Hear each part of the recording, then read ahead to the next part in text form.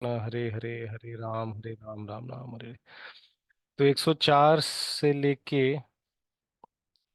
113 chapter तक हम लोग देखेंगे कि रामा भरत जो है अभी लास्ट इसमें देखा था। भरत महाराज जो है राम जी को मिले और राम जी ने उनको काफ़ी सारा अच्छा मैनेजमेंट लेसन्स दिया था 100th चैप्टर पे। और we also could relate it with our day to day life में, कैसे उसको ऑफिस के एनवायरनमेंट में कैसे लीड कर सकते हैं, एज लीडरशिप हम वो क्वालिटी कैसे हमें इम्बाइब कर सकते हैं। तो होने के बाद अभी भरत महाराज उनको अभी समझाने का ट्राई करते बार बार कि वापस आ जाओ वापस आ जाओ। उन दोनों के बीच में वार्तालाप होता है। ये डिस्कशन हम लोग थोड़ा सा वाल्मीकि रामायण के बाहर भी कुछ वैष्णव ने कुछ टिप्पणियां दी है, they have taken from other reference, और उसको एलोबरेट करके फिलोसॉफी को आता है। So will also take some discussion from there as well, तो विच विल बेनिफिट अस। तो उसके बाद राम जी बाद में भरत को भरत बहुत ट्राई करते हैं और राम जी उन्हें वापस जाने के लिए बोलते हैं। बाद में जब अली उनके एक मिनिस्टर वो आते हैं, वशिष्ठ मुनि आते हैं। तो उनके बीच में सारे जो डिस्कशन होते हैं दे आर ऑल फिलोसॉफिकल और पूरा लॉजिकल डिस्कशन होते हैं। तो it is very interesting to follow that discussion. और लास्ट में बाद में राम जी के सामने भले किसका कुछ चलता है तो लोगों ने हार मान लेते हैं, और बाद में भरत और शत्रुघ्न जो है उनके चप्पल लेके वापस आ जाते हैं। तो जब पहले भरत महाराज को ऐसी अवस्था में देख के, जहाँ पे वो खुद एक वैरागी जैसे कपड़े पहने हुए थे राजा होके भी, तो वो पूछते कि ये इसके पीछे क्या रीजन है, ऐसे क्यों पहना करके। तो भरत महाराज तो पहले उनके पिताजी का बताते कि कैसे पिताजी का कैसा हालत हुआ था राम जी के जाने के बाद। और उन्होंने वो झेल नहीं पाए ये दुख, वापस वो चीज़ को वो भी बताते। लास्ट टाइम से इतना ही बताते कि वो चले गए करके, अभी वो बताते कैसे उनकी हालत हुई थी, कैसे वो तड़प रहे थे। और हमने उस पूरा पास्ट टाइम तो देखा ही है कैसे हुआ था, कैसे वो बार बार बेहोश हो रहे थे जमीन पे। राजा थे, अयोध्या राजा में पूरे, it was the capital of the whole world, पूरे जगत का कैपिटल था। उसके जो राजा थे जो बहुत पावरफुल थे, लेकिन जब राम जी चले गए थे उनकी हालत कैसी हुई थी। वो जमीन पे लेट के रो रहे थे, बेहोश हो रहे थे बार बार, और बाद में अपने प्राण त्याग दिए उन्होंने। तो उन्होंने वो कैके के बारे में बोल रहे थे कि कैके ने कैसे दशरथ महाराज को, उनको कैसे उन्होंने बहलाया फुसलाया ये गलत चीज करने के लिए। तो ये सब जो हुआ वो गलत हुआ करके, और मैं तो आपका सेवक हूँ, आप ऐसे, तो मैं ऐसे हालत, मेरा तो उसमें कुछ गलती भी नहीं है, तो मैं वो हालत में क्यों रहूँ करके। तो अभी राजा भी नहीं है और आप भी नहीं हो, दशरथ महाराज ने आप नहीं हो। तो एक एक मान लो जैसे वो राज्य एक विधवा की तरह है, तो आप ही आके उसका जो विधवापन है उसको आप दूर कर सकते हो। इसलिए वो भरत महाराज उनको अलग अलग तरीके से कन्विंस करने का ट्राई कर रहे हैं, और वो समझा रहे कि आप जो है वो सही सक्सेसर है करके, कि ऐसे राज्य में जो भी है वो बड़ा बेटा ही राजा बनता है। तो वो काफी सारे अलग अलग डिस्कशंस, अलग अलग आर्गुमेंट्स देते हैं वहां पे भरत महाराज। और उनका ये कि सिर्फ सिर्फ उनका हक नहीं है ये, लेकिन ये एक धर्म के हिसाब से जो बड़ा बेटा एलिजिबल बेटा है तो उनको करना होता है। तो आपको आना है, प्लस प्रजा यही चाहती है, जो प्रजा चाहती है वही भी वो राजा को एक्सेप्ट करना होता है। और सबसे बड़ा चीज, राजा को जो दुख है, जो फिलहाल जो दुख है अपने राज्य का दुख, उसको दूर करना होता है। और अयोध्या में जो दुख है उसे दूर कौन कर सकता है, सिर्फ राम जी कर सकते हैं। तो इसलिए राम जी को आना बहुत ही जरूरी है। तो इसलिए वो वापस उनको बोलते कि वापस आने के लिए बोलते हैं। तो राम जी समझते हैं कि क्या है करके। तो ये बुक से मैं थोड़ा, मुझे पता नहीं यहाँ पे दिख रहा है, ये कॉन्कर द चेंज जो हम लोगों ने इंडेक्स में लिखा था, वहाँ पे उन्होंने कुछ ऑथर ने जो है काफ़ी इंटरेस्टिंग चीज़ें लिखे हुए हैं। I think that can, it will help us. तो ये सारी चीज़ें जो है तो जो राम जी है तो उनको भरत को बोलते हैं कि ये पिताजी को हम इसमें ब्लेम करके कोई फायदा नहीं, करके ना ही कैकेयी को ब्लेम कर सकते इसमें करके, और ना ही तुम खुद को ब्लेम कर सकते हो इसमें। तो ये जो है वो डेस्टिनी जो रहता है अपने अपने अपने जो नसीब में जो रहता है, नसीब होता है ना, जो अपने नसीब में रहता है वो होना ही है, उसे आप टाल नहीं सकते करके। तो जो दैविक शक्तियां हैं उसमें हम लोग जैसे सिर्फ कठपुतली जैसे है, और उसके अलावा कुछ नहीं है। तो दैवी मतलब यहाँ पे भगवान, भगवान के हाथ में हम लोग सिर्फ कठपुतली है। तो जहाँ पे पिताजी का मृत्यु का कारण है, तो वो तो काल चक्र में तो होना ही है, हर एक को मृत्यु प्राप्त होना ही है। तो काल भी अपने हाथ में नहीं है, अपना जो किस्मत नसीब है वो भी हमारे हाथ में नहीं है। तो किसी और को ब्लेम करने का फायदा क्या है? तो यूजुअली हम लोग ये सवाल पूछते हैं कि अरे, जब सब किस्मत में है तो फिर हमारा क्या रोल है? हम मतलब सिर्फ जो है वही हम लोग फॉलो कर रहे हैं, तो फिर हम लोग क्यों ऐसा बोल रहे हैं कि सही करना चाहिए, बुरा है, गलत है, सब किस्मत के हिसाब से हो रहा है, जो लिखा वही हो रहा है। तो सही और गलत का बोलने का लॉजिक नहीं बराबर।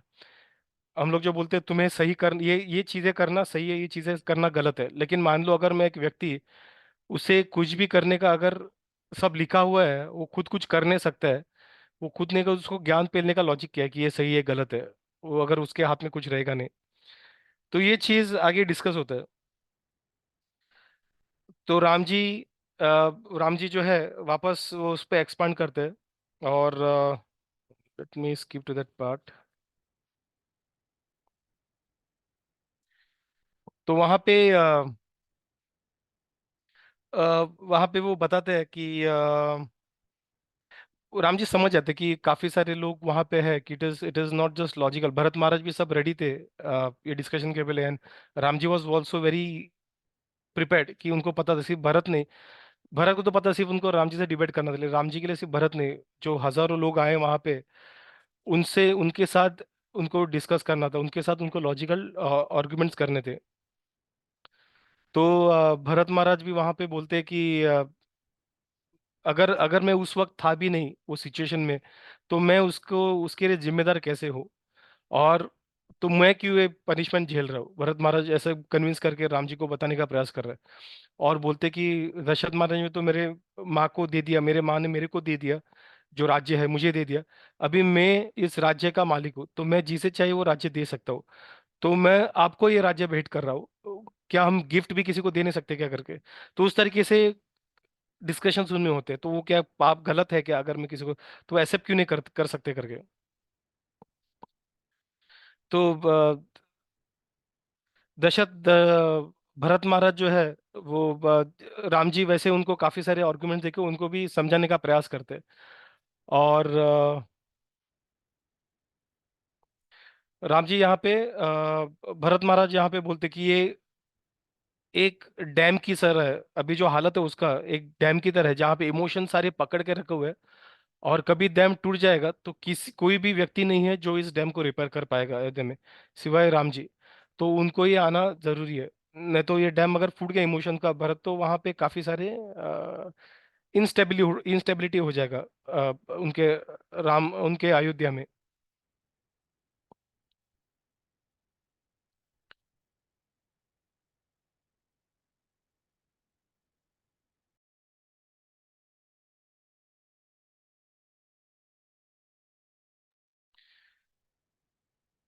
तो राम जी सब लोग जैसे वो बोलते हैं भरत महाराज, तो सारे लोग वहां पे प्रजा जो है वो भी खुश हो जाते हैं, बोलते हैं सही है, हम भी यही चाहते हैं, सब एक एक ही आवाज में एक एक संग होके सब वही नारा लगाते हैं। तो राम जी जब रेस्पॉन्ड करते हैं एकदम स्टर्नली रेस्पॉन्ड करते हैं, प्यार से लेकिन स्टर्नली रेस्पॉन्ड करते हैं, उनका पूरा नारे को चीरते हुए, उनको शांत करते हुए वो बोलते कि भरत, तुम इस तरह से बात कर रहे हो जैसे जो भी है तुम्हारे कैपेबिलिटी के हिसाब से इवेल्युएट करके तुम्हें वो राज्य दिया गया है, वैसा नहीं है। तो जो मनुष्य है वो सिर्फ हमारे जो नसीब है उसका एक पपेट है बस। तो जैसे पपेट का फ्रीडम कितना होता है, पपेट का फ्रीडम जितना उसका धागा रहता है, जब हम पपेट देखा है तो जितना उनका धागा रहता है उधर तक ही पपेट जा सकता है, उसके बाहर नहीं जा सकता है। तो हमें जो है, हमारे पास फ्री विल करके चीज है, हमें भी फ्री विल है, कि ऐसे नहीं कि नसीब में जो लिखा है वो होता है, विच इज परफेक्टली राइट, लेकिन हमारे पास फ्री विल भी है। तो ये फ्री विल क्या करते हैं, नसीब में सब लिखा हुआ होता है, तो फ्री विल क्या काम, फ्री विल मतलब हमारी इच्छा के हिसाब से हम कुछ कार्य कर सकते हैं, उसे फ्री विल कहते हैं।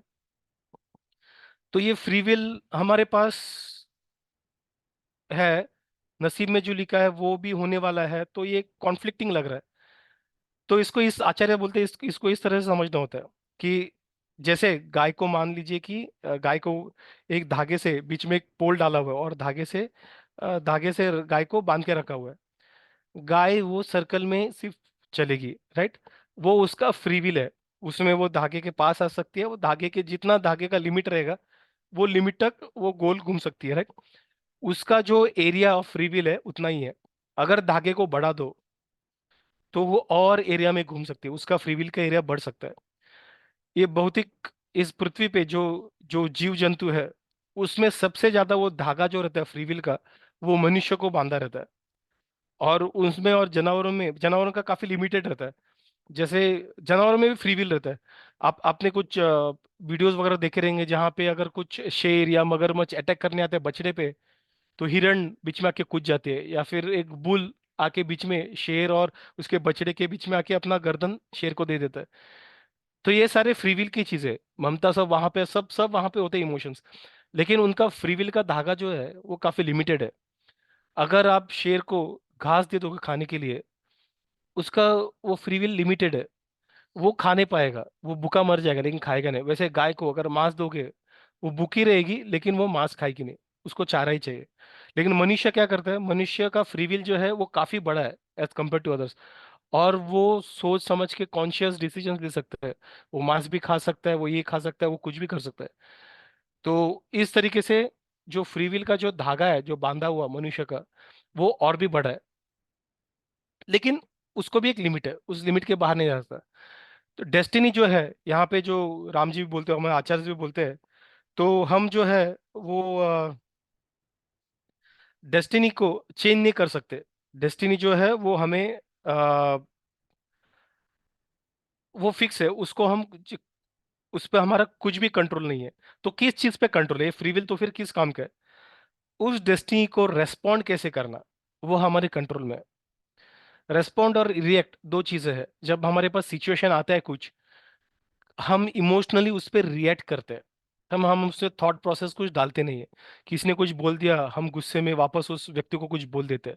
हम सोचते नहीं। रेस्पॉन्ड जैसा होता है, किसी ने कुछ बोल दिया, हम वेट करते, सोचते, बोलते अरे इस व्यक्ति का जो है सिचुएशन सही नहीं, वो उसके घर पे अभी तक देहांत हो गया, शायद मेरा ये बात करना उसके लिए वो ट्रिगर हुआ रहेगा। तो ठीक है, मैं मुझे अभी वो सिचुएशन समझ के उसे शांत करना है, या फिर उसको उसके चीज को पर्सनली लेना नहीं है, उसको इग्नोर करना है। क्योंकि यही व्यक्ति बाद में आके जब शांत हो जाएगा खुद मेरे पास आ जाएगा। तो इस और उस तरह से वो जब हम लोग एक्ट करते हैं उसे रेस्पॉन्ड बोलते हैं। ठीक है। तो रेस्पॉन्ड और रिएक्ट ये दो चीज है। तो हमारे हाथ में क्या है, हमारे हाथ में रिएक्ट को हम लोग, रिएक्ट तो हम लोग इंट्यूशन से होता है, हमारे हाथ में नहीं, हम कंट्रोल में रहते हैं, इमोशन के कंट्रोल में रहते हैं। तो वो रिएक्ट हो जाता है। लेकिन जब हम रेस्पॉन्ड करते हैं, हम वेट करते हैं, सोचते हैं, बाद में एक्ट करते हैं, उसे रेस्पॉन्ड जब हम लोग वैसे करते हैं तो वो हमारे कंट्रोल में है। जैसे जैसे दो बच्चे हैं, उन पे वो दोनों एग्जाम में फेल हो गए। दोनों बच्चों के पास अभी चॉइस है कैसे करना है। एक बच्चा कैसे रेस्पॉन्ड करता है, दोनों बहुत ही दुखी है, बहुत ही दुखी है, और उनके घर पे भी उनको पता है कि अभी उनको काफी सारे ताने मिलने वाले या फिर डांट पड़ने वाली है, या फिर एक्सपेक्टेशंस हाई थे, उन्होंने एक्सपेक्टेशंस गम गिरा दिए। अभी दोनों के पास दो ऑप्शन है, एक तो भाग जाओ, मतलब सुसाइड करो, या फिर दूसरा है कि वापस एग्जाम, री एग्जाम लेके पढ़ाई करके, री एग्जाम लेके उसको अच्छे मार्क्स में उसको एग्जाम को क्लियर करो। एक बच्चा रिएक्ट करता है, इमोशन में आता है, उसे सूझता नहीं, इमोशंस के बोझ के नीचे आके वो रिएक्ट कर देता है। और वो क्या करता है, सुसाइडल या फिर ऐसी सारी चीजें कर लेता है, या फिर नशा कर लेता है, या फिर घर छोड़ के चला जाता है, कुछ भी कर सकता है। उसको रिएक्ट करता है वो। उसका जो धागा है, उसने जो धागा, उसका लंबा धागा दिया था सोचने का कॉन्शियस, उसने वो धागा छोटा कर लिया अपने इमोशन से। तो धागा कैसे हाथ में ऐसा करके और छोटा करता है ना, वैसे उसने छोटा कर लिया। लेकिन ये व्यक्ति जो है, दूसरा लड़का, वो सोचता है, रेस्पॉन्ड करता है। और जैसे वो रेस्पॉन्ड करता है, उसे समझ में आता है कि हाँ मुझे ऐसा नहीं, ऐसा करना चाहिए, ये सिचुएशन को डील करने का सही तरीका है। उस तरह से वो एक्शन लेता है। उसे रेस्पॉन्ड कहते हैं। और जैसे हम लोग ये करते हैं तो हमारा रेस्पॉन्स, जो हमारा कॉन्शियसनेस का लेवल है, वो भी बढ़ते जाता है। क्योंकि जैसे रहता है ना, इलास्टिक को हम लोग देखते हैं, जैसे हम लोग खींचते रहते इलास्टिक को, वो इलास्टिक कम होता है और वो बड़े होते जाते हैं। शूज में भी जब हम लोग नए नए शूज लेते हैं वो टाइट हो जाता है। जैसे हम लोग शूज बार बार पहनते हैं, वो शूज भी थोड़ा सा फिट होने लगता है हमारे पैर को। तो वैसे ही ये जब हम कॉन्शियसनेस को सही, जब हम लोग सही तरीके से रेस्पॉन्ड करने का प्रैक्टिस करते हैं, हमारा कॉन्शियसनेस इवॉल्व होना स्टार्ट हो जाता है। इवॉल्व होता है और बढ़ता है और बढ़ता है। और ये बड़े हुए जो साधु संत जो रहते हैं, उनमें ये बड़े हुए हाइटेंड कॉन्शियसनेस रहता है। ऐसा नहीं कि ऐसे ये व्यक्ति कभी गुस्सा नहीं करते, कुछ नहीं करते, लेकिन उनका गुस्सा एक रेस्पॉन्स होता है, ना कि रिएक्ट होता है। जैसे जैसे मान लो कि किसी ने कुछ भगवान के लिए बुरा कहा। अरे, मैं तो साधु संत हूँ, मुझे तो किसी पे गुस्सा नहीं करना चाहिए, तो उसको जो बोलना है बोलने दो, मैं चुपचाप बैठ जाऊंगा। नहीं, ये सही नहीं है। तो अगर कोई जैसे मान लो कि भगवान को कुछ गलत कर रहा है, कुछ बोल रहा है, तो उस वक्त सोच के, हाँ ये जो कह रहे हैं भगवान के लिए वो गलत है, वैसा बोलना नहीं चाहिए। तो भगवान मेरे मेरे स्वामी है, और मेरे स्वामी को ऐसा बोलना सही नहीं है, ये अगर बोलेंगे बाद में और सारे लोग बोलेंगे और ये गलत है करके। तो उस तरह से हम सोच के जब उसके गुस्सा करते हैं, तो वो रेस्पॉन्ड है। जब एक गुरु एक शिष्य को गुस्सा करता है, तब वो एक रेस्पॉन्स होता है कि उनको पता है कि अगर मैं गुस्से में अगर नहीं बोलूंगा, तो वो ये व्यक्ति जो है वो सिंसियर नहीं है, उसको गुस्से से ही वो काम करता है, तो उसको थोड़ा डांटना जरूरी है। तो उसको मैं ऐसे प्यार से बोलूंगा तो नेक्स्ट टाइम यही करेगा वो, और उसने लास्ट टाइम वही किया था। तो अभी उसको थोड़ा डांटना जरूरी है, और बाद में वो गुस्सा दिखाते हैं। तो ये गुस्सा जो है वो रेस्पॉन्स है। लेकिन बाकी जगह पे जब हम लोग गुस्सा करते हैं, तब हमें गुस्सा आता है तो वो एक रिएक्शन होता है। तब हम सोचते नहीं कि अरे इसका कॉन्सिक्वेंसेस क्या होगा, इसका क्या होगा, वो हम लोग कभी सोचते नहीं। हम लोग, मेरे साथ बुरा हुआ, मैं इसके साथ बुरा कर दूंगा, दैट इज कॉल्ड रिएक्शन। और उससे हमारा जो फ्री विल वाला जो है, हमारा कॉन्शियसनेस जो है, हम छोटा करते जाते हैं। और जब कॉन्शियसनेस छोटा होता रहता है, छोटा होता है, छोटा होता रहता है, जब मृत्यु प्राप्त होती है, तब हमें वैसे कॉन्शियसनेस वाला, अपने कर्म के हिसाब से जो हमने कर्म किए थे, और वैसे छोटे कॉन्शियसनेस वाला हमें, लिमिटेड कॉन्शियसनेस वाला हमें शरीर मिल जाता है। जैसे प्राणियों का शरीर, क्योंकि उनका जो धागा कम है, राइट। तो उस तरीके से मिल, जैसे जैसे जैसे हमें मांस, हम लोग यहाँ पे बहुत मांस खा रहे हैं, तो मांस में हमें बहुत तीव्र इच्छा है मांस खाने की बार। और कैसे काफी काफी सारे मैंने व्यक्तियों को देखा है कि उनको, अगर उनको मांस मटन नहीं मिला खाने के लिए, तो उनको खाना हजम होता नहीं, उनको चाहिए चाहिए।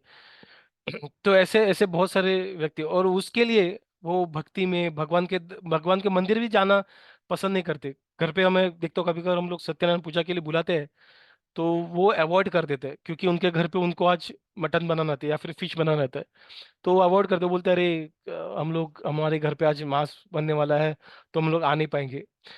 अब तक मांस बना नहीं है, लेकिन क्योंकि उनके लिए ये जो है भगवान के जो प्रसाद से भी बड़ा उनका क्या है, उनके लिए मांस है। तो this is basically reaction, this is, ये हमारे इमोशंस जो प्ले करते हैं, हमारे तीन गुण जो है, जो गुण जो हम पे प्ले करते हैं, उस तरीके से हम एक्शन करते हैं, वो होते हैं रिएक्शन। तो उस तरीके से जाते हैं, तो उनका हमारा क्या है, तो उस तरह से मास पे हमारा इंटरेस्ट बढ़ते जाता है। हमें पता नहीं रहता है, हमें लगता है कि क्योंकि हम लोग पूरे दिन में बिजी रहते हैं, लेकिन सबकॉन्शियसली ये रजिस्टर होता है कि मांस मांस मांस चाहिए, मांस चाहिए, नॉनवेज चाहिए। तो जब हम लोग मृत्यु को प्राप्त करते हैं, तो हमारे कॉन्शियसनेस, हमारे जो कॉन्शियसनेस जिस पे अटकता है कांटा, वो हमारे कंट्रोल में नहीं है। वो प्रैक्टिस की हम कॉन्शियसनेस कैसे बिल्ड करते हैं, सब कॉन्शियस को, कॉन्शियस को, वो हिसाब से उस वक्त हमारा वो एंड हो जाता है। तो मृत्यु के वक्त जब वो मरता है व्यक्ति, उसका जो काटा है, रील है, सिनेमा का रील जैसा रील उसका अटक जाता है मांस पे। और उसका पहले भी उसने कॉन्शियसनेस छोटा करके रखा हुआ था, तो उस छोटे कॉन्शियसनेस के हिसाब से उसे में भी कुत्ते का शरीर मिल जाता है, और उसको में भी शेर का शरीर मिल जाता है। तो डिपेंड्स, उसको अलग अलग शरीर, उसका कॉन्शियस और कम रहेगा तो उसको जैकल का शरीर मिल जाता है। तो उस तरीके से उसको काफी अपने कॉन्शियस, अपने अपने कर्म के साथ, अपने अपना जो थॉट प्रोसेस है, उसके हिसाब से उसको अलग शरीर मिल जाता है। लेकिन दूसरा व्यक्ति जो रेस्पॉन्ड करना सीखता है, प्रैक्टिस करता है, जो प्रसाद को प्रीफर करता है, जो भगवान को, स्पिरिचुअल चीजों को प्रीफर करता है अपना डेली सेंशियल चीजों से बड़ा, तो उस व्यक्ति का जो कॉन्शियसनेस है बढ़ते जाता है, बढ़ते जाता है, बढ़ते जाता है। और जैसे कॉन्शियसनेस है, वैसे उसके कर्म भी, कर्म पे भी उसका इफेक्ट होता है, तो वो कर्म भी अच्छे करने लगता है। और जो व्यक्ति वो मरता है, तो उस व्यक्ति का जो काटा है, वैसे चीज पे अटक जाता है जिस जिस पे कॉन्शियसनेस काफी बड़ा हो। तो जैसे मनुष्य शरीर पे या फिर देवताओं के शरीर पे, उस तरीके से उसको शरीर मिलता है, और वो उसने काफी बढ़िया कॉन्शियस बढ़ा दिया रहेगा पूरा स्पिरिचुअल भगवान की सेवा में। तो उसका, वो उसमें उसको एक भी शरीर मिलता नहीं, वो डायरेक्ट भगवान धाम चलाता है। वो जीवन मृत्यु के साइकिल से बाहर निकल जाता है। वापस किसी के वूम में बाहर निकलो, वापस पढ़ाई करो, वापस मार खाओ, वापस दर दर की टोकरी खाओ, जॉब करो, रो, अपने जो घर वाले हैं उनकी मृत्यु पे रो। तो ऐसे से किसी किसी ने दगा दे दिया, किसी ने मार डाला, घाव हुए, डिजीज हुए, ये सारी चीजों से वापस उसको झेलने की जरूरत नहीं है। हम लोग ने ऑलरेडी करोड़ों बार हम लोग ने झेला हुआ है, जो हम लोग अभी झेल रहे हैं, ऐसा नहीं कि पहली बार झेल रहे हैं। और जैसे हम लोग अभी उदास हो रहे हैं, ये ऐसा हमारे साथ क्यों होता है, ये होता है, उस वक्त भी हम सब रोए हैं, लेकिन हम लोग ने कभी एक्शन किया नहीं है, या फिर उस वक्त थोड़ा थोड़ा किया रहेगा। इसलिए हम लोग अभी एक साथ बैठ के हम लोग अभी रामायण की पाठ कर रहे हैं। ये जो हम लोग ये जो हम लोग स्पिरिचुअल जो डिस्कोर्सेस करते हैं, डिस्कशन करते हैं भगवान का जो करते हैं, शास्त्रों में लिखा गया है कि बिना किसी वैष्णव के मर्सी के बिना हम भगवान का नाम भी ले नहीं सकते। तो ये श्योर है कि हमें पिछले जन्म में कुछ ऐसा मर्सी मिला रहेगा भगवान का, उनके भक्तों का, जिसकी वजह से हम अभी संडे सुबह सुबह हम लोग एक साथ मिलके, या फिर दिनेश की रात को हम लोग मिलके, हम लोग राम के बारे में हम स्पिरिचुअल डिस्कशंस कर रहे हैं। इट इज एन अपॉर्चुनिटी, मतलब एक तो मनुष्य शरीर मिला जो बहुत रेयर है कहते हैं, उसमें भी हम लोग ऐसे स्पिरिचुअल डिस्कोर्स करते हैं, उससे भी बहुत रेयर है। तो वी आर वेरी फॉर्चुनेट। और ऐसे फॉर्चून को हम लोग जब छोड़ के हम लोग सेंचुअल एंजॉय के पास वापस जाते हैं, देन हमारा कॉन्शियस क्या होता है, वापस सिकोड़ लेता है, और सिकोड़ के सिकोड़ सिकोड़ के हम चूहे बिल्ली वो कॉन्शियस के लेवल पे आ जाते हैं, उनके उन जानवरों के। और वैसे हमें शरीर मिलता है नेक्स्ट जन्म में। और ये ऐसे ही कंसेप्ट है, उसके अलावा और कुछ नहीं है।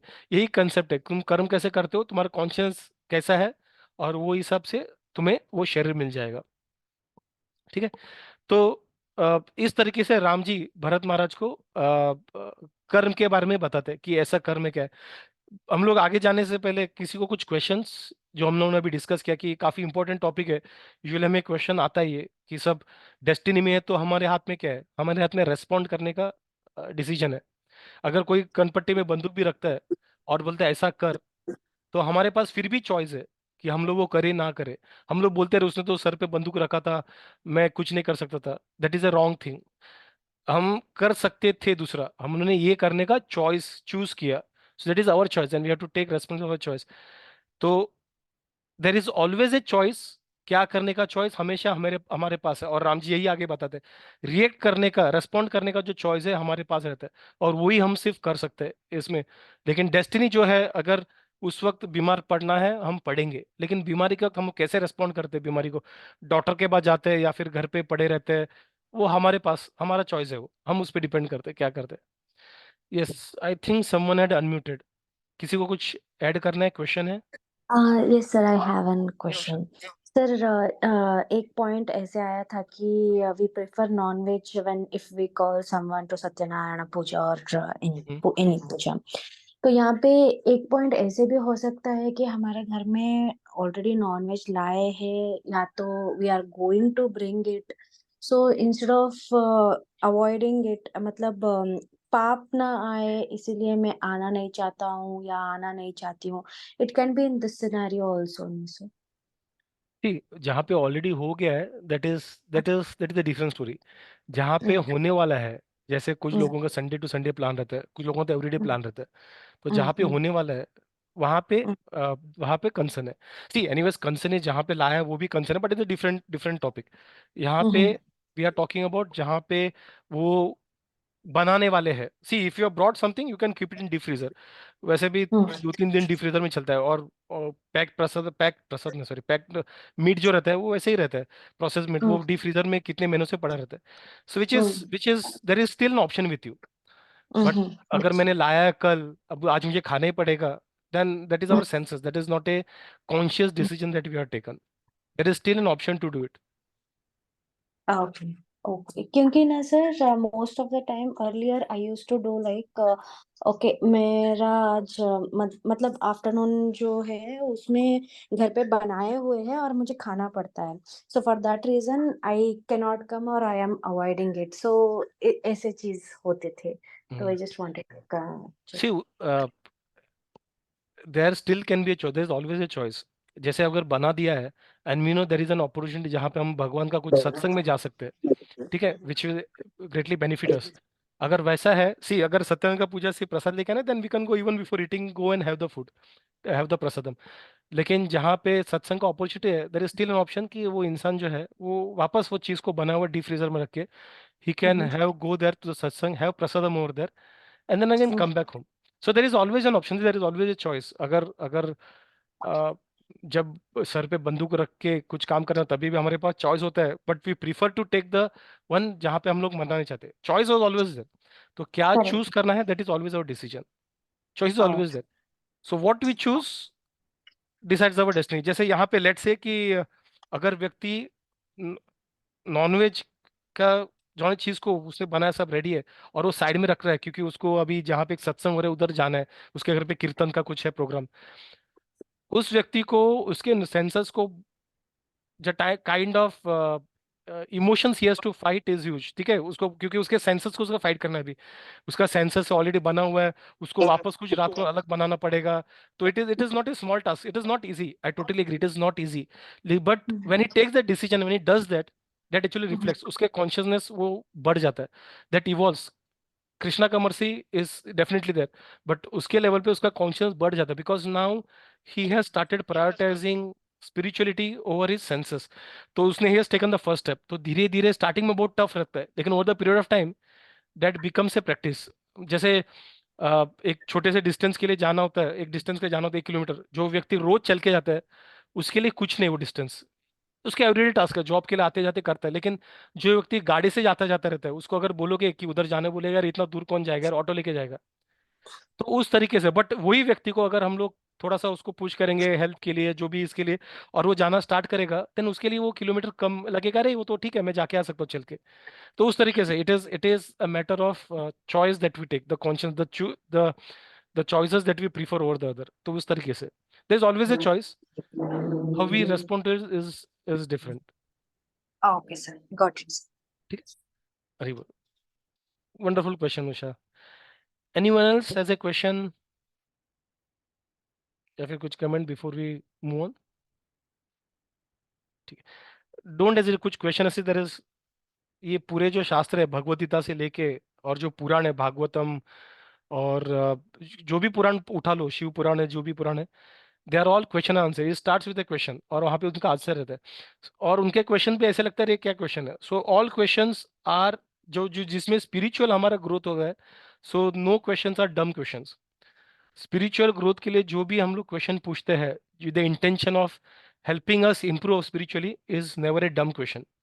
सो डोंट हेजिटेट, अगर कुछ लगता है, नो वन इट विल, हम लोग सब सोचते हैं कि अरे ये लोग क्या बोलेंगे, क्या सोचेंगे, लेकिन जब कोई क्वेश्चन पूछता है, वो क्वेश्चन का आंसर सबको बेनिफिट करता है। सो दे वो सब वही सोचते हैं कि यार अच्छा हुआ कि इसने पूछा, ये कुछ हेल्प हुआ करके।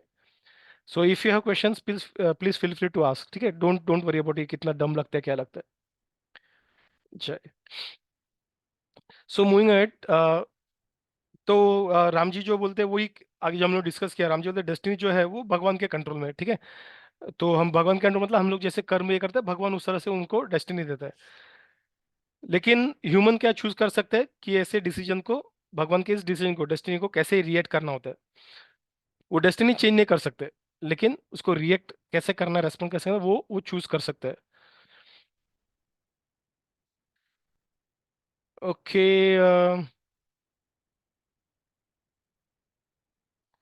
सो this is so this is what it says, there is one interesting thing जो ये अ, वाल्मीकि रामायण में कैप्चर नहीं किया है। And he says an interesting thing यहाँ पे, but this author has capture it from some other Purana. So Ram ji Bharat को बोलते हैं कि हमारा ये डिसीजन तो है वो हम पैदा होने से पहले ही लिया लिया हुआ था, तो there is nothing that you can do about it. तो सुमंत्र जो था, जब वो सुनते हैं, वो ये राम जी जब बोलते हैं सुमंत्र, वो सुनते हैं, वो ये बात सुन के वो खुश नहीं होते, क्योंकि उनको पता चलता है कि ये डिसीजन कौन से डायरेक्शन में जा रहा है। तो राम जी बोलते हैं कि जब दशरथ महाराज ने कैकेयी से शादी किया था, तो दशरथ महाराज ने जो था कि कैकेयी के पिताजी को, मतलब उनके ग्रैंडफादर को वचन दिया था कि कैकेयी का पुत्र जो है वो राजा बनेगा, क्योंकि उस वक्त किसी को पुत्र नहीं होता। वो हमें पता है, कोई किसी भी रानी को पुत्र नहीं हुआ था, और इसलिए उन्होंने यज्ञ करके, यज्ञ से खीर आया था, खीर उन्होंने बांटा था 3 रानियों में। तो किसी को पुत्र नहीं हुआ था, और इसलिए दशरथ बोले ठीक है, आपका बेटा अगर आपको बेटा हो तो उसको राजा बना देंगे, और वो कंडीशन में उनका ये हुआ था, एग्रीमेंट हुआ था राजा बनने मतलब शादी के लिए। तो ये सिर्फ और सिर्फ दशरथ महाराज और उनके दादाजी को पता था, और किसी को पता नहीं था। तो उन्होंने और इसलिए जब जब अभी गेम चेंज हुआ, जब राम जी सब पैदा हुए, गेम सारा चेंज हुआ, तो दशरथ महाराज अभी उनको राजा बनाना चाहते थे, राम जी को। और इसलिए दशरथ महाराज घाई घाई में उनको राजा बनाया था। हम लोग ने देखा था ना, इतना ही वॉज रशिंग कि उनको राम जी को राजा बनाने, कल डिक्लेयर, आज डिक्लेयर किया, कल राजा बनना है। सब लोग हैरान थे, अरे ऐसे कैसे करके। तो क्योंकि उन्होंने प्रॉमिस दिया था, वापस आके कोई ये कर देगा, क्या बोलते हैं उसे, बाधा क्रिएट करेगा, तो वो इमीडिएटली वो उसको राजा बनाना चाहता था। उन्होंने उन्होंने भरत महाराज को भी इनवाइट नहीं किया था उसके लिए। रिमेम्बर, राम जी को ये कर रहे थे, बाद में जब दशरथ महाराज की मृत्यु होता तब जाके भरत महाराज को बुलाने के लिए वहां पे उनके दास गए थे। दशरथ महाराज की मृत्यु हुआ, लेकिन उसके बाद भरत को ही आइडिया नहीं था कि वो राम राजा बनने वाला है करके, क्योंकि वो दादाजी के साथ था। और दादी को पता चलता तो वो आके बोलते, अरे प्रॉमिस किया था ये वो करके। तो जब कैके भी ये सुनती है, वो भी हैरान हो जाती है, क्योंकि उनको भी पता नहीं था, और सिर्फ सुमंत्रा को पता था, और उसने वो दोनों के बीच का प्रॉमिस था वो इतने साल से सेफगार्ड करके रखा हुआ था। तो वो भी हैरान होते कि राम जी को कैसे पता चला। तो वो तो हमें पता है कि राम जी को कैसे पता चला। लेकिन लेकिन ऐसे ऐसे हम्म। सिचुएशन में हो तो उसमें, तो ये जब सुनती है, कैके भी सुनती है, वो भी चकित है, ऐसे कैसे हुआ था, लेकिन उसको भी मन थोड़ा हल्का होता है, अच्छा ठीक है, मुझे अभी 100% मैं मेरे पे ब्लेम डालने की जरूरत नहीं, मतलब उसके पीछे भी और स्टोरी है करके। तो वो भी थोड़ा शांत हो गई, मतलब उसका, उसके जो हृदय पे जो बोझ था वो भी थोड़ा कम हो गया। तो दशरथ महाराज, जीशु, एक क्वेश्चन है। यस पुटू। यहाँ पर बता रहा है कि कैकेयी पहली पुत्र हुआ, तो फिर राम जी कैसे ज्येष्ठ पुत्र हो गए? नहीं नहीं नहीं, उस वक्त किसी को पुत्र हुआ नहीं था, ठीक है।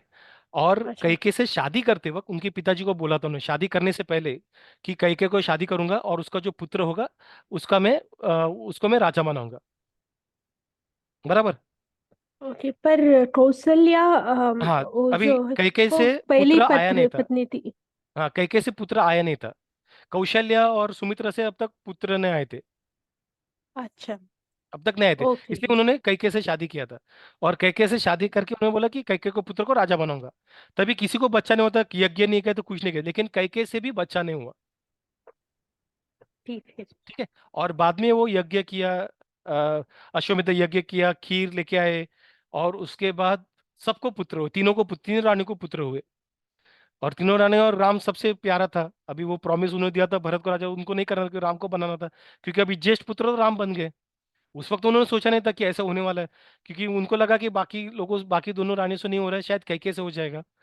तो इसलिए उन्होंने वचन दिया था शादी करने से पहले। लेकिन शादी करने के बाद पुत्र नहीं हुआ, तो प्लान पूरा चेंज हुआ, बाद में यज्ञ करके तीनों रानियों को पुत्र हुआ।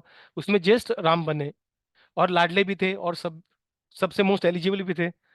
तो राम को राजा बनाना था, इसलिए उन्होंने भाग दौड़ी में, सर्वरश में वो राम को राजा बनाने वाले थे। Is it clear Putu? हाँ जी, जो क्लियर है। ठीक, जय। सो तो राम जी बोलते हैं कि हम उनके पुत्र, पुत्र या पुत्री का मतलब है कि जो पुत करके, जो हेलिश प्लैनेट रहते हैं, वो हेलिश प्लैनेट में जो क्या बोलते हैं उसे, उस हेलिश प्लैनेट से रोकने के लिए, जो रोकता है आपको वहां जाने के लिए, पुत करके हेलिश प्लैनेट, उसे पुत्र या पुत्री कहते हैं, ठीक है। तो हमारा जो कार्य है, वो जो है वो अपने माता पिता को ऐसे नरक में जाने से रोकना है। और जो अपने वचन का पालन नहीं करता है, जो अपने वचन, तो ऐसे व्यक्ति उस नरक में आते हैं। तो उस नरक में जाने से रोकना हमारा कार्य है। तो क्या हम ये कार्य करने कर सक नहीं कर सकते क्या, पुत्र और पुत्री होते हुए? तो ऐसे ऐसे वो सवाल, ऐसे वो बोलने लगे, राम जी। तो इस तरह राम जी काफी सारे पॉइंट्स लाते हुए उनको, भरत महाराज को, उन्होंने काउंटर काउंटरैक्ट किया कि ऐसे ऐसे ऐसे चीजें हैं, उसकी वजह से पिताजी का आज्ञा का पालन काफी करना जरूरी है, एज ए पुत्र हमें करना है। वो वचन एक काफी ऑलरेडी डेस्टिनेशन में था, उसे कुछ नहीं, इतना उन्होंने ट्राई किया, फिर भी डेस्टिनेशन में जो होना था वो हो गया। तुम्हें राजा बनना था, तुम राजा बनोगे। उस वक्त उन्होंने कसम लेके उन्होंने डेस्टिनी को ऑलरेडी सील कर दिया था, वो उन्हें तोड़ने का प्रयास किया। यहाँ पे वापस कैके ने by the play of destiny, कैके ने वो कसम, दो जो कसम था वो कसम ये करके उन्होंने वो पूरा कर दिया। मतलब डेस्टिनी में राम भरत को राजा बनना डेस्टिनी में था ही, उसे वो अवॉइड नहीं कर सकते। तो इसे हमें, इसलिए हमें पिताजी का जो आज्ञा आज्ञा है उसे पालन करना चाहिए। तो ऐसे करके जो भरत महाराज है, सॉरी राम जी है, वो भरत महाराज को समझाने का प्रयास करते हैं। तो राम जी जो है वो भरत महाराज जो है वो समझते कि ठीक है, वो उनको पता है कि, लेकिन फिर भी वो चाहते हैं कि राम जी वापस अयोध्या आने का प्रयास करे करके। तो काफी उनका भी डायलॉग काफी स्ट्रगल होता रहता है। तो राम जी को वो फिर भी बोलते कि जो भी हुआ गलत हुआ, तो आपको वापस आना काफी जरूरी है करके। अयोध्या का गवर्नेंस, उसके जो इश्यूज है और जो गलत हुआ है चीजें, उनको करेक्ट करना काफी जरूरी है। तो वो उनके पैरों पे पड़ते कि आ जाओ गिड़ करते, लेकिन राम जी नहीं, टस से मस नहीं होते। उनका जो है कमिटमेंट कि अपने पिताजी का आज्ञा का पालन करना है, उसे उस पे ही वो अड़े रहते हैं। राम जी का ये जो डिटर्मिनेशन है वो देख के लोग खुश भी होते हैं कि अरे ऐसा राजा है हमारे पास, और गुस्सा भी होता है कि अरे वो आ क्यों नहीं रहे, हमें वो चाहिए, वो क्यों नहीं आ रहे, ऐसे जिद्दी क्यों बने। तो कभी होता है जैसे हमारा बच्चा जो रहता है, कभी अगर अगर पढ़ाई करने की जिद में आ जाता है, वो खाना भी डिले करता है, हमें गुस्सा, रहे खाना क्यों डिले कर रहे, ये कर रहे, उसी वक्त हमें अच्छा भी लगता है, अरे कितना डिटरमिन्ड है पढ़ाई करने के लिए। तो वो इमोशंस का मिक्सचर रहता है। तो इस तरीके से यहाँ पे लोगों का इमोशन का मिक्सचर था। और वो भरत महाराज को प्रेस कर रहे थे कि वो जिस तरीके से राम जी को कन्विंस करने का प्रयास कर रहे थे, लेकिन उसी वक्त वो उदास भी थे कि राम जी वापस आ नहीं पाएंगे करके उनके पास वापस। तो राम जी जो है वापस, उनमें वार्तालाप कंटिन्यू होता रहता है। तो और उसके लिए राम जी जो है उनको बाद में वापस अर्ज करते, रिक्वेस्ट करते कि जाओ, और जो उसका उनका जो कोरोनेशन होने वाला है भरत का, राज अभिषेक होने वाले, उसको और डिले मत करो। और भरत महाराज जो है वर्दी है, ऐसा नहीं है कि सिर्फ डेस्टिनी तो है, लेकिन क्योंकि वो वर्दी देते उन्होंने डेस्टिनी में वो मिला है। हम लोग if you are not worthy, हमें डेस्टिनी वो मिलता नहीं, क्योंकि हमारे पिछले जन्म का कर्म या इसी जन्म का कर्म के साथ मिलता है, राइट।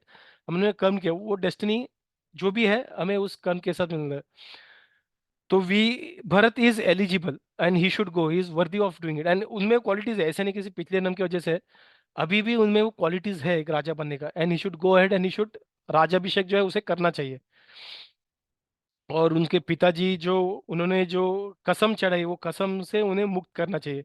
और उन्हें बहुत, उनके जो दोनों पेरेंट्स है कैकेयी, और उनको दोनों को उनको रेस्पेक्ट देना बहुत जरूरी है।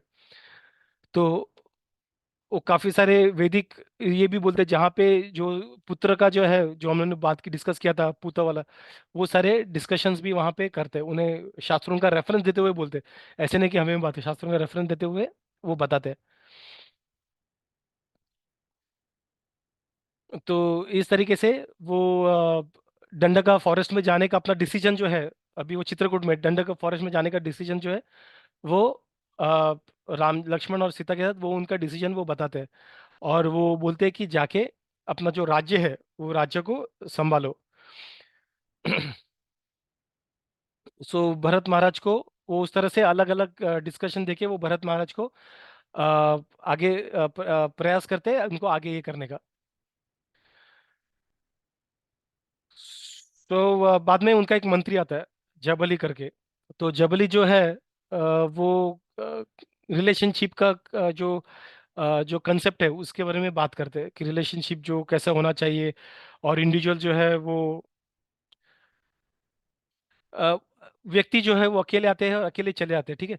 तो कनेक्शन जो है फैमिली के साथ, उस पे उसको ज्यादा फोकस नहीं करना है। जैसे अभी वो, क्योंकि राम जी माता पिता के ऊपर जहाँ काफी स्ट्रेस कर रहे थे, ये पिता के लिए ये करो वो करो। तो जबली जो थे सिर्फ उनको काउंटर करने के लिए ऐसे आर्गुमेंट्स दे रहे थे। सो बोलते कि जो भी है ये रिलेशनशिप वो टेम्पररी होता है। जो भी हम व्यक्ति आते हैं, हमारा अपना ड्यूटी करना, हमें चले जाना है। तो हमें रिलेशंस को ज़्यादा उसको ज़्यादा वैल्यू देना नहीं है। हमारे जो धर्म है, हमारा जो कार्य उसको करना है। तो तुम्हारा कार्य एक राजा बनने का है, तो उसे वो फुलफिल करना है। ठीक है। अ, तो जबली जो है वो उस तरीके से राम जी को ये करता, तो इसलिए बोले कि राम जी को जो राज्य ये किया है, पर्सनल प्रेजर, उसे वो अ, राज्य को त्याग दिया है, वो त्याग उनको छोड़ना चाहिए, वो त्याग वाला वो भाव है उनको छोड़ना चाहिए। और उनको खुद का अभी वो यहाँ पे जैसे उनका सिचुएशन है, he is responsible for his own situation, तो उनको वो समझना है, ही इज सिंगल, खाली हाथ आए खाली हाथ जाएंगे टाइप्स, वो वैसा वाला। तो उनको वो करना है, अकेले आए अकेले जाएंगे। तो तू आपको आपके लिए सब देखना है, आपको बाकी सब देखना है, और आपको अयोध्या में आके खुद के कंफर्ट के बारे में सोचना है। तो इस तरीके राम जी को एडवाइस दे रहे थे। तो वो अपना मोरलिटी पे पर्सपेक्टिव डालते हैं। तो जबली क्या बोलते हैं कि फैमिली बॉन्डिंग जो है वो मिनिमाइज करना जरूरी है। क्योंकि जो पिता जो है, जो देखा जाए तो एक सीमेंट का एक ड्रॉप जैसे है, उसके अलावा उनका कुछ नहीं है। और जो है वो इस ड्रॉप से, माँ के वूम से आने वाले व्यक्ति है, उसके आगे कुछ बॉन्डिंग का लॉजिक होने का जरूरी नहीं है, सिर्फ उतना ही होना चाहिए। और जो फिलोसफी, तो उस तरह से वो जो पिताजी के लिए, जो दशरथ महाराज के लिए जो करने हैं, करने आ रहे हैं, ये कर रहे हैं उनका वो के लिए, ये अननेसेसरी चीजें हैं, उसके करने की जरूरत नहीं है। So you should stop doing that. तो उस तरीके से he is trying to convince Ram कि ये सब आप बार बार दशरथ महाराज कर रहे हो, मत करो। आप सिर्फ खुद के लिए देखो, आओ आओ वहां पे आपके लिए राज्य वेट कर रहा है, आप राज्य को एंजॉय करो। तो जबली जो है वो उस तरह से उनका जो धर्म और अर्थ जो है, जो उस उन चीजों को वो क्रिटिक करना स्टार्ट कर देते हैं। और जो खुद के परस्यूट्स को, जो अपने खुद के गोल्स को प्रायोरिटाइज नहीं करते, वो अल्टीमेटली उनका विनाश होने वाला है। और ये थॉट्स हमारे दिमाग में आते हैं, ये सिर्फ जबली का नहीं है, ये हमारे दिमाग में भी ये थॉट्स आते हैं कि अरे ये सब ठीक है, धर्म वर्म ठीक है, लेकिन मेरे प्रायोरिटीज भी कुछ है लाइफ में, मेरा भी एंजॉयमेंट कुछ है, तो मुझे भी वो करना चाहिए, जरूरी है, राइट। और ये बाकी जो रिचुअल्स है, वो रिचुअल्स क्या है, उसके लिए क्या वैल्यू है रिचुअल्स का। जो हम लोग जो पितृदान वगैरह करते हैं, उसमें जो हम लोग खाने थे वो तो वेस्ट हो जाता है, right? बहुत लोग एक क्वेश्चन उठाते हैं, उसमें क्या करने से वो वेस्ट होता है, वो किसी गरीब को दे दो टाइप्स।